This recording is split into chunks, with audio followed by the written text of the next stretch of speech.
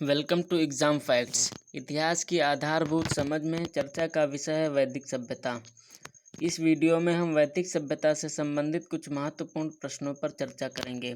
चलिए स्टार्ट करते हैं। हमारा पहला प्रश्न है, आर्यों का सबसे पहले उल्लेख किस अभिलेख से प्राप्त होता है?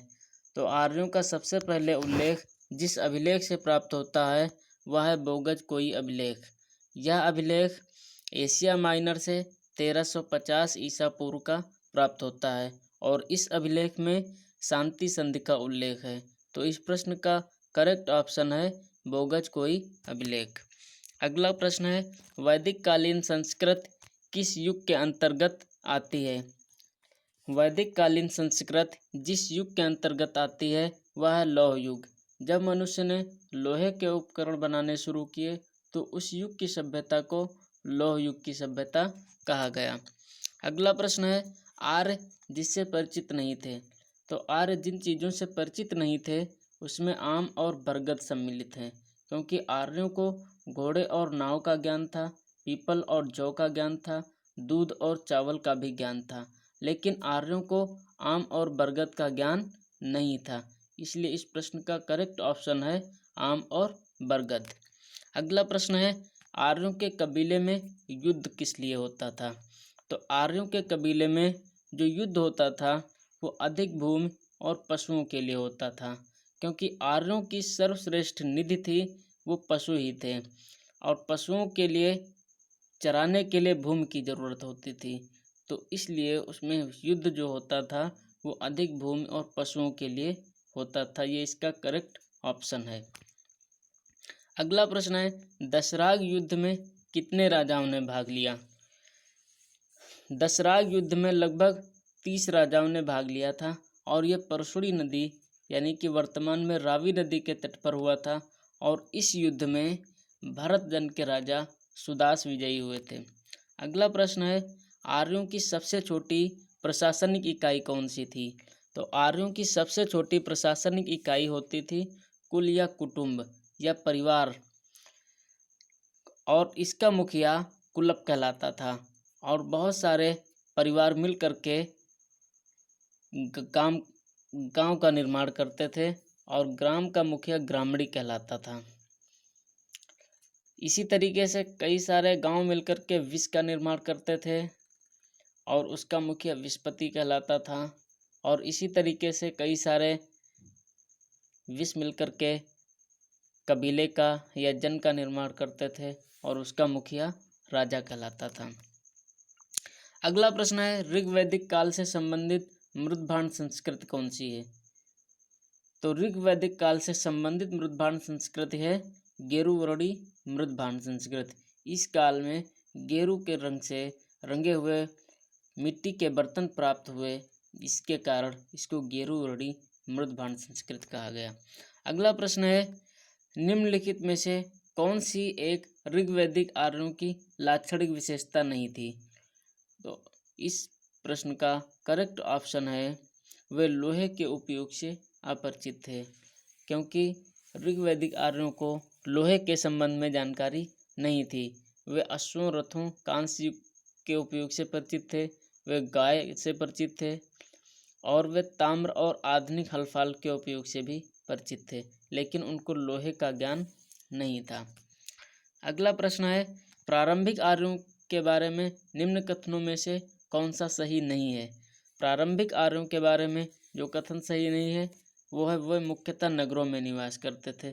ये कथन असत्य है, क्योंकि प्रारंभिक आर्य या ऋग्वैदिक आर्य मुख्यतः ग्रामीण सभ्यता थी और उस समय नगरों का विकास नहीं हुआ था। तो इसका करेक्ट ऑप्शन है वे मुख्यतः नगरों में निवास करते थे। अगला प्रश्न है, भारत के किस स्थल की खुदाई से लौह धातु के प्रचलन के प्राचीनतम प्रमाण मिले हैं? तो भारत में अतरंजी खड़ा उत्तर प्रदेश के एटा जिले में स्थित है, जिस स्थल पर खुदाई से लौह धातु के प्रचलन के प्राचीनतम प्रमाण मिले हैं। तो इस प्रश्न का करेक्ट ऑप्शन है अतरंजी खेड़ा। अगला प्रश्न है, राष्ट्र की अवधारणा स्थापित हुई। तो राष्ट्र की अवधारणा जिस युग में स्थापित हुई वह है उत्तर वैदिक काल, क्योंकि उत्तर वैदिक काल में जो आर्य थे एक स्थान से दूसरे स्थान पर घूमते रहते थे पहले, तो उत्तर वैदिक काल में वो स्थायी हो गए और जिसकी वजह से राष्ट्र की अवधारणा स्थापित हुई। अगला प्रश्न है, राजा का निर्वाचन करती थी। तो राजा का निर्वाचन करने वाली जो संस्था थी जो वैदिक काल में प्रचलित थी वो थी समिति। समिति राजा को निर्वाचित करने का कार्य करती थी। सभा सभी लोगों की सभा थी, यानी कि एक जनसभा थी। विदत धार्मिक और सैन्य मामलों के लिए एक संस्था थी। अगला प्रश्न है, आर्यकाल में वज्रपति होता था। तो आर्यकाल में जो वज्रपति होता था वो राजा द्वारा गठित सेना का संचालक होता था। युद्ध काल में जब सेना युद्ध पर जाती थी तो उसका नेतृत्व वज्रपति करता था। अगला प्रश्न है, बलि शुल्क और भाग किससे संबंधित है। तो बलि शुल्क और भाग वैदिक काल में राजाओं द्वारा वसूले गए कर हैं। अगला प्रश्न है, उत्तर वैदिक काल से संबंधित पुरातात्विक संस्कृति कौन सी है। उत्तर वैदिक काल से संबंधित पुरातात्विक संस्कृति है चित्रित धूसर मृदभांड संस्कृति, और इससे पूर्व ऋग वैदिक काल में जो पुरातात्विक संस्कृति थी वो गेरुवर्णी मृदभांड संस्कृति थी। अगला प्रश्न है, पूर्व वैदिक काल में कोई नियमित भूमिकर नहीं था, क्योंकि पूर्व वैदिक काल में जैसा कि पहले ही बताया लोग एक स्थान से दूसरे स्थान पर घूमते रहते थे, तो लोग एक स्थान पर स्थायी रूप से नहीं बसे थे और इसी वजह से कोई नियमित भूमिकर नहीं लगा था। अगला प्रश्न है, आर्यकालीन शब्द अधिवास से क्या तात्पर्य है। तो आर्यकाल में अधिवास शब्द का तात्पर्य होता था कमर के ऊपर पहना जाने वाला वस्त्र। वस्त्र दो प्रकार के होते थे, वास और अधिवास। वास कमर के नीचे पहना जाने वाला वस्त्र, अधिवास कमर के ऊपर पहना जाने वाला वस्त्र। अगला प्रश्न है, वैदिक साहित्य में प्रयोग किया गया शब्द आयस किससे संबंधित है। तो वैदिक साहित्य में आयस शब्द का उल्लेख लौह एवं अन्य धातु के उपकरण के लिए किया गया है। लौह या अन्य धातु के जो उपकरण थे उनके लिए आयस शब्द का प्रयोग किया गया है। तो इसका करेक्ट ऑप्शन है लौह एवं अन्य धातु के उपकरण। अगला प्रश्न है, पूर्व वैदिक आर्यों का धर्म मुख्य रूप से था। तो वैदिक आर्यों का जो धर्म था, ऋग वैदिक आर्यों का जो धर्म था वो प्रकृति पूजा और यज्ञ था, क्योंकि पूर्व वैदिक आर्य प्रकृति की प्राकृतिक शक्तियों की उपासना करते थे, जैसे सूर्य है, हवा है, पानी है, इन चीज़ों की उपासना करते थे। तो इसका करेक्ट ऑप्शन है प्रकृति पूजा एवं यज्ञ। अगला प्रश्न है, प्राचीन भारत में निष्क से जाने जाते थे।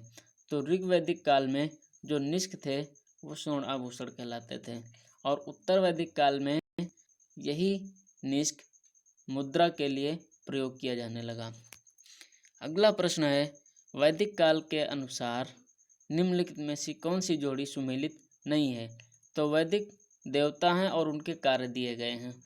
इंद्र हैं युद्ध के देवता, ये करेक्ट है। अग्नि है अग्नि के देवता, ये भी करेक्ट है। वरुण है प्रकाश के देवता, बिल्कुल नहीं है, इसलिए इसका ये ऑप्शन गलत है और मिलान गलत है और इसका करेक्ट ऑप्शन यही है क्योंकि गलत मिलान ही पूछा गया है। वरुण मुख्यतः समुद्र का देवता होता है, सोम पौधों का देवता होता है और यम मृत्युलोक के संरक्षक। तो इसका करेक्ट ऑप्शन है सी, वरुण प्रकाश का देवता नहीं होता है, वरुण समुद्र का देवता होता है। अगला प्रश्न है, कौन से वैदिक देवता तूफान को व्यक्त करते हैं।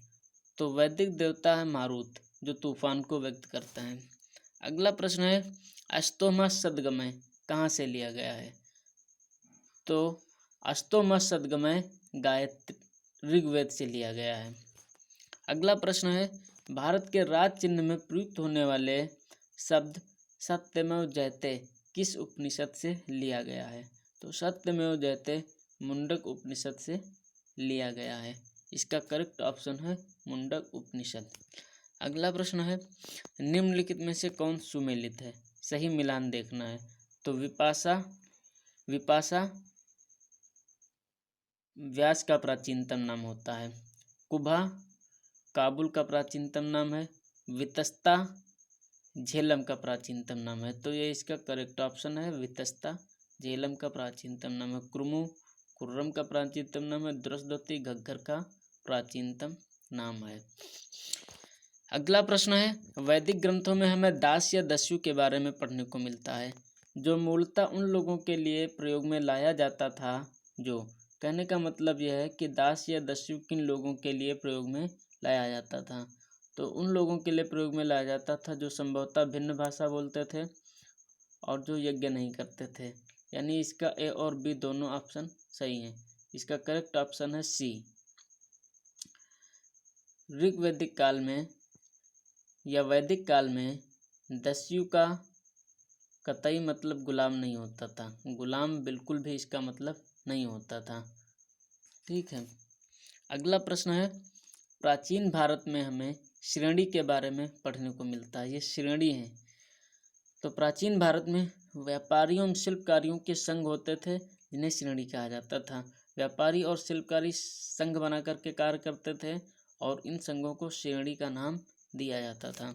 अगला प्रश्न है, 13 कमरों वाला पक्की ईंटों का वैदिक कालीन भवन भग्नावशेष के रूप में प्राप्त हुआ है। तो 13 कमरों वाला जो वैदिक कालीन ईंटों का भवन प्राप्त हुआ है वो जिस स्थल से प्राप्त हुआ है वह भगवानपुरा, ये भगवानपुरा से प्राप्त हुआ है। अगला प्रश्न है, उत्खनन से वैदिक कालीन यज्ञ वेदी प्राप्त हुई है। तो उत्खनन से जिस स्थल से यज्ञ वेदी प्राप्त हुई है वो स्थल है कौशाम्बी। लास्ट प्रश्न है, जौ, गेहूं, चावल एवं जंगली गन्ने की खेती के साक्ष्य कहाँ से प्राप्त हुए हैं। तो इन चीज़ों की खेती के साक्ष्य अतरंजी खेड़ा एवं हस्तिनापुर से प्राप्त हुए हैं। इस स्थल पर जौ, गेहूं, चावल एवं जंगली गन्ने की खेती के साक्ष्य प्राप्त हुए हैं। यहाँ पर हमारा वीडियो कंप्लीट होता है। वीडियो अच्छा लगा हो तो वीडियो को लाइक करें, शेयर करें, चैनल को सब्सक्राइब करें। देखने के लिए धन्यवाद। शुभ दिन।